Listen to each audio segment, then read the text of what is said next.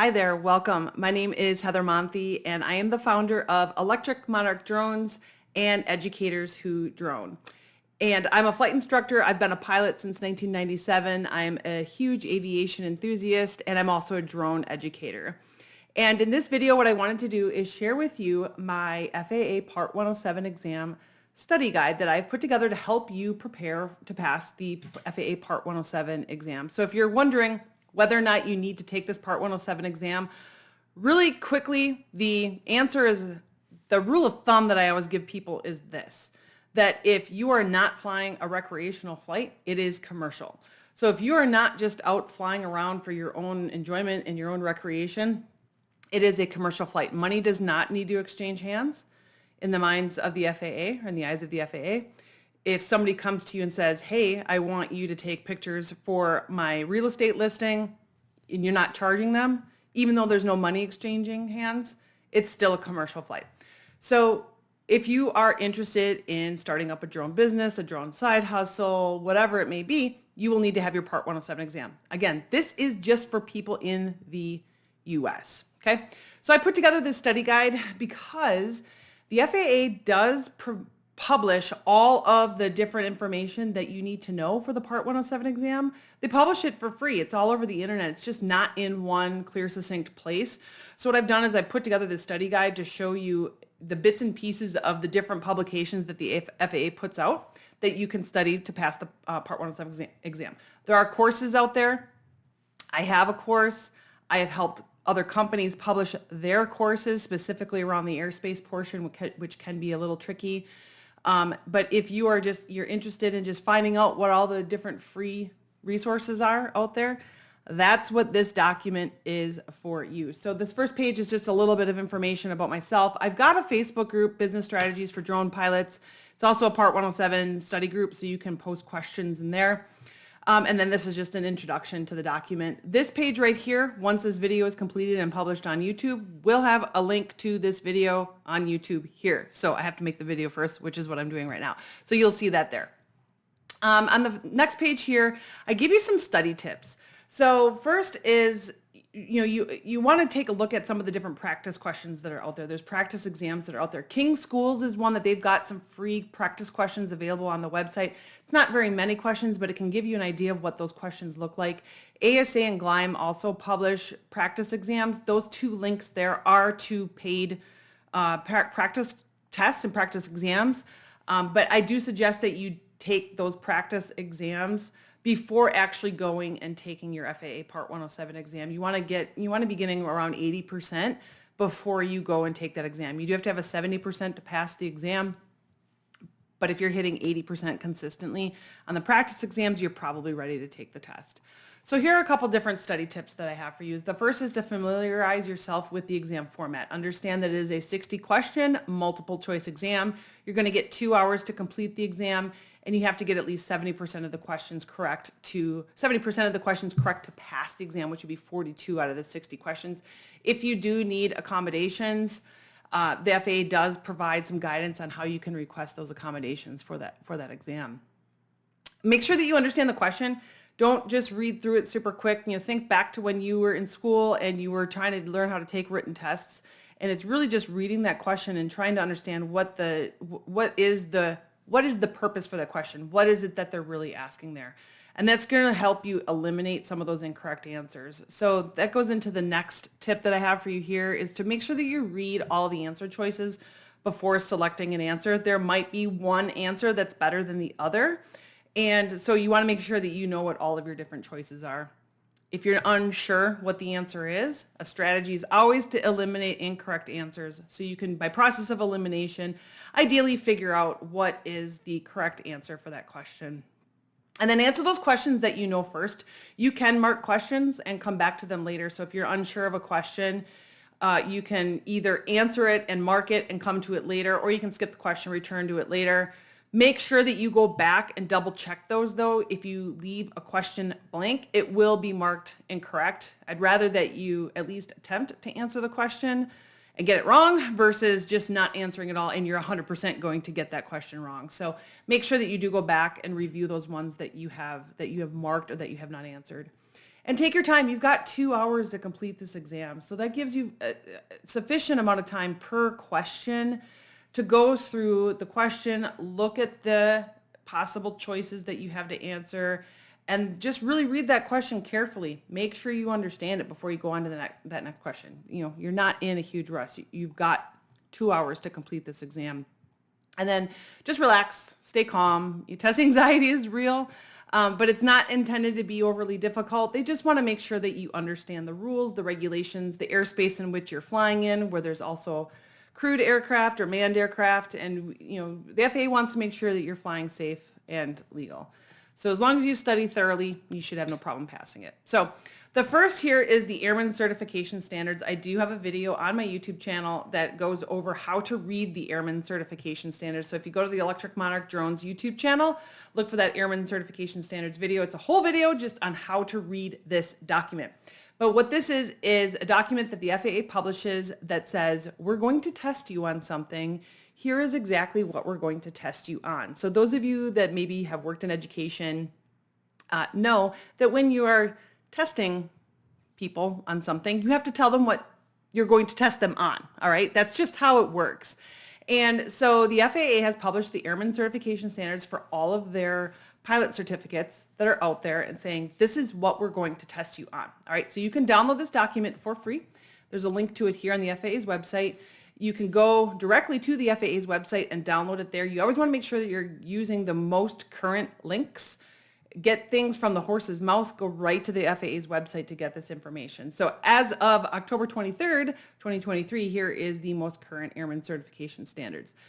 So this document is going to give you a nice list of everything that you're going to be tested on. You can also purchase a printed copy if you would like to.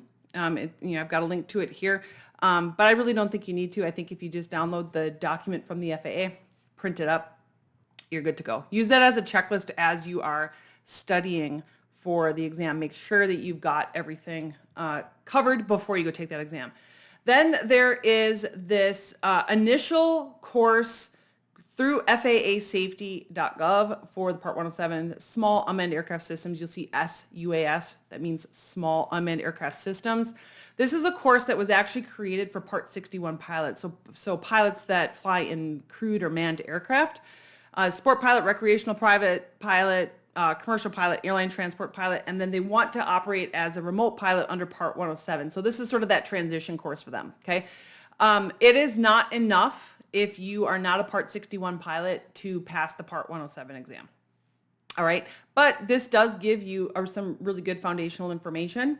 It's definitely not going to have enough information for you, especially on the National Airspace System, because if you are a sport pilot, recreational pilot, private pilot, etc., it is assumed that you've already been tested on this. So that kind of information won't necessarily be in here, but you can certainly go and take this course if you're not a Part 61 pilot to get an introduction to the Part 107 content.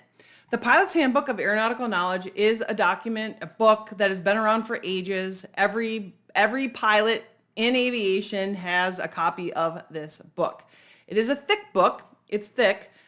You do not need to read all of it, okay?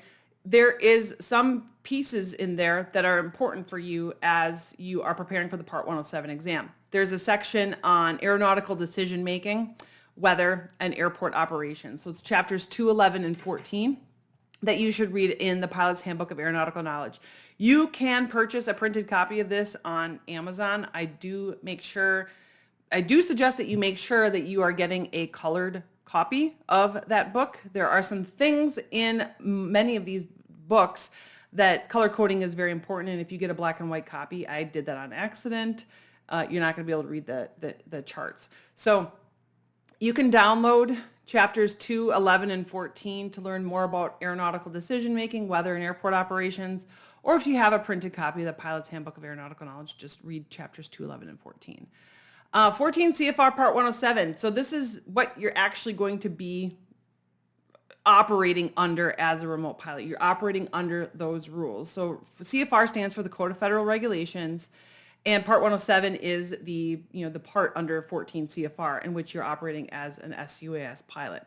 So you need to know this regulation in and out. So the FAA does publish a book every year. It's called the FAR AIM. FAR is Federal Aviation Regulations. AIM is the Aeronautical Information Manual. Another really super thick book. You do not need to know all of it at all. And a lot of times people don't even purchase this book anymore because you can read the CFRs right online. It's ecfr.gov. I've got a link to it here. And you can read through the regulations there. So that's exactly what the rules and regulations that you will be operating under as a Part 107 pilot. So that's the eCFRs, or Electronic Code of Federal Regulations. Advisory Circular 107-2, that should actually state 107-2A. That is the most current version. So I've got 107-2A here. The FAA publishes advisory circulars, which are supplemental documents. So it's not necessarily stuff that's going to fall under the regulations, but it's more informational to help you understand certain things. So the FAA has published Advisory Circular 107-2A. That is really helpful for you to understand things like the National Airspace System as a remote pilot. So you can download this document and take a look at it, print it up, read through it. There's a lot of really good information in there for you. Again, at the time of this recording, 107-2A is the most current version of that advisory circular. Then we've got the FAA 8082-22. So this document is, sometimes just referred to as 8082. This is the study guide that the FAA has published for the remote pilot exam. You can download this again right off of their website. They do list a whole bunch of different manuals and handbooks and that kind of thing on this particular website. So you'll just want to scroll down to the 8082. It's a small unmanned aircraft systems study guide. And you can download the most current version and you can use that to help you prepare for the Part 107 exam. And then next we did talk a little bit about the AIM, or the Aeronautical Information Manual. These are going to be things that are really going to help you with procedures, operations, things like this that are not necessarily a regulation. Okay, so the AIM is a very important manual for any pilot of any rating. So again, you can purchase copies of this off of Amazon. Make sure you're purchasing the most current year. It is updated every year. So you want to make sure that you've got the most current version if you are purchasing it. The 2024 FAR AIM is available for purchase now. You do not need to purchase it. You can read it all online. Okay. So for the Part 107 exam, again, you don't need to read this whole thing. It's huge, right? The important pieces for you are Chapter 3 on airspace, Chapter 4 air traffic control, specifically Section 1, 2, and 3. Chapter 5 is going to be air traffic procedures. Chapter 7 is safety of flight, specifically Sections 1, 5, and 6. Then you're going to read Chapter 8, medical facts for pilots, specifically Section 1 on fitness for flight. And then Chapter 9, aeronautical charts and related publications, specifically Section 1, types of charts available. You can certainly read other sections to it. It's just these are the areas in which you'll be tested on the Part 107 exam. Then the National Airspace System for remote pilots. This is a very complex system to help with air traffic control and the flow of air traffic. Provides separation of services between manned aircraft and unmanned aircraft, or crewed aircraft or uncrewed aircraft. And it helps with separation of services around busy airports, okay? And so you, as a remote pilot, are operating in that same airspace that there's aircraft with people on them, okay? So the FAA really wants to make sure that you understand this airspace, because if your drone hits an aircraft with people in it, it will damage that aircraft and put the lives of the people in that aircraft in danger, all right? And now you might say, well, drones can only fly up to 400 feet AGL, and aircraft have to stay above 500 feet AGL. So how is that going to work, right? Well, no, think about it. When airplanes are landing and taking off, they are they're flying below 500 feet AGL. So they're coming into the same airspace in which drones might be flying, okay? And then also part of the responsibility of yourself is understanding and knowing that, yes, you can only go up to 400 feet AGL. There are some people that don't know that, and they don't abide by that. So you need to understand the airspace system. This is probably the most frustrating piece for people as they're studying for the Part 107 exam. It's very complex. And I've got a whole bunch of YouTube videos. I've got more coming. So make sure you check out the Electric Monarch Drones YouTube channel. that will help you feel just a little bit more confident with airspace. So specifically, if you're going to study airspace, you're going to look at Chapter 15 of the Pilot's Handbook of Aeronautical Knowledge. You're going to look at Subpart B of 14 CFR Part 107. It's going to have some information there about airspace. Chapter 3 of the AIM covers airspace in depth. AIM is a really good resource when it comes to trying to understand airspace, okay? But again, I've got some really good YouTube videos on my YouTube channel, Electric Monarch Drones.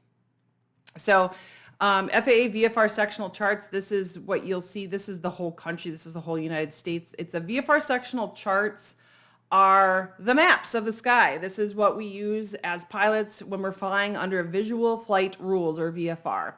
And there is all sorts of really great information out there to help you learn how to read those sectional charts. And I've also got a webinar on my YouTube channel, Electric Monarch Drones. Go over there. You can search for how to read sectional charts like a pro. And I've got a whole webinar there on how to read sectional charts. It's an hour long, and we could probably spend 4 hours just on sectional charts. But you'll want to make sure that you know how to read these charts. You are going to have questions on how to read them, okay? Then we've got the UAS facility map website. This is a site to help you visualize all the different UAS data that's out there. You can see any flight restrictions, airports with control towers, all sorts of really good information that's going to be helpful for you as a remote pilot. The FAA Aeronautical Charts User Guide is a resource to help you decipher aeronautical charts. So as you're reading through some of those other resources, the AIM, the Pilot's Handbook of Aeronautical Knowledge, my YouTube videos, things like this, you can also come to this document, and it's going to give you some more information on how to read FAA aeronautical charts. Make sure you're looking at VFR sectional charts. There are other charts out there, other types of charts out there that you do not need to know about as a remote pilot. VFR is what we're flying under, visual flight rules. Then we have the Before You Fly app. This is an app that was created by both the FAA and Aloft, which used to be called Kitty Hawk. This is an easy way for you to check your local airspace before a flight. It does not provide airspace authorizations for you, but you can use it to check the different airspace. Like if you're considering flying in a certain area, you can bring up the app on your phone. It'll pick up your location. It'll give you some information about that airspace of where you are. You can move it around as well too. So you can figure out what is the airspace, where you work or where you live or wherever you may be. Then you've got the Aloft app, which is an app that was created for remote pilots to receive airspace authorizations through a LANC request. And you will need to know what a LANC request is for that, for the Part 107 exam. But that is the system that is used for you to get an authorization to fly in controlled airspace. You do not contact control towers. You do not get on the radio. You do not get on the telephone. You will submit a LANC request. So you'll need to know how to use this. KnowBeforeYouFly.org is a website that was created by a few different organizations in partnership with the FAA. It's to help you understand drone laws, where you can fly, other things that you need to consider as a remote pilot. So I definitely suggest taking a look at that website. Then I've got just a couple other websites out here for you to check out as you prepare for your Part 107 exam. The FAA does have a lot of really good information on their website. So I've got links here to a couple different resources that they have. They do have a whole page for unmanned aircraft systems, information about where you can fly, airspace restrictions, no drone zones. They go into a little bit about the Before You Fly app, the LANC system, information about certificated remote pilots, including commercial operators, which would be you after you get your Part 107 exam completed. The NOTAM website, which you'll need to know how to use and check that information. Advisory circular on aeronautical decision making. So it's how do you make decisions before, during, and after a flight. And then there is a remote pilot testing supplement. I have a whole video on my YouTube channel on how to use that remote pilot testing supplement. This is the book that you will get during the test that's got all the charts and all of the graphs and all of the things in it that the questions will refer to. And you can get a copy of that before you actually take the test. So that video is going to show you how to use that testing supplement. Just go to Electric Monarch Drones, search for remote pilot testing supplement. And then Sky Vector is a website that you can use. You don't have to purchase the VFR sectional charts to learn how to read them. Back in the day, we used we used to purchase printed ones and you'd lay them out on a flat, table and chart your flights. I still like to do that. But SkyVector is a way that you can see these charts without having to purchase them. You can see them all online. You can see the most current ones. And I do have a video on that on my YouTube channel as well. So head over to Electric Monarch Drones on YouTube, look for SkyVector. And again, I've got a link here to my YouTube channel. I've got all sorts of really good information there. More coming, lots of stuff scheduled to come out in late 2023, 2024. And then I've got some information here about the Dronepreneur Academy. This is an academy that I am launching in November of 2023. So if you're watching this later, it will have been launched. But this is a hub where I will be hosting different workshops, webinars, courses, study materials, other great resources that you can use to help you start and grow your drone business. I do have a few things there already. We just haven't officially launched it yet. So you can check that out. You can go to flyelectricmonarch.com. Everything is going to be there. And so thank you for downloading this Part 107 study guide. I hope you find it helpful. I put it together because the FAA does share all this stuff for free. It's all out there. It's just knowing where to find it and where to get it. So thank you again. And make sure that if you're watching this on YouTube, please like and subscribe to my channel. And then maybe share this video with somebody who you think might find it helpful, somebody else who might be also studying for their Part 107 exam. I'd like to get this information out there and get as many remote pilots certified and flying safely and legally as we can. So thank you. Talk to you soon.